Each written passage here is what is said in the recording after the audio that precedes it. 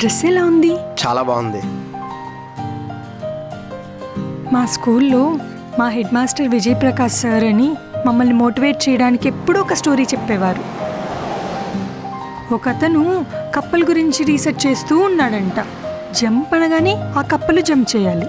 వీడేం చేస్తున్నాడు, ఆ కప్ప 4 కాళ్ళలో ఒక కాలు నరికేసి జంప్ అని అరుస్తున్నాడు. ఆ కప్ప కష్టపడి జంప్ చేస్తుంది. 2వ కాలును కూడా నరికేసి జంప్ అని అరుస్తున్నాడు. ఆ కప్ప కష్టపడి నొప్పితో చాలా బాధపడుతూ జంప్ చేస్తుంది. 3వ కాలును కూడా నరికేసి జంప్ అని అరుస్తున్నాడు. ఆ కప్ప చిత్రహింసలు తట్టుకోలేక ప్రాణాల్ని అరచేతిలో పెట్టుకొని జంప్ చేస్తుంది. అంతటితో ఆగకుండా 4వ కాలును కూడా నరికేశాడు.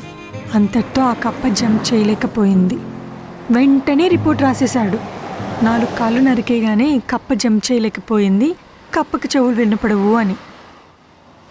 ఈ ప్రపంచంలో చాలామంది మనుషుల అవగాహన కూడా ఇంతే. వాళ్ళకి ఎక్స్ప్లెయిన్ చేయడం, ఎక్స్ప్లెనేషన్ ఇవ్వడం రెండూ మన తప్పే. మన వర్క్ మనం చేసుకుంటూ వెళ్ళిపోవాలి. తర్వాత మన సక్సెసే వాళ్ళకి ఎక్స్ప్లెనేషన్ ఇస్తుంది. ఓకేనా?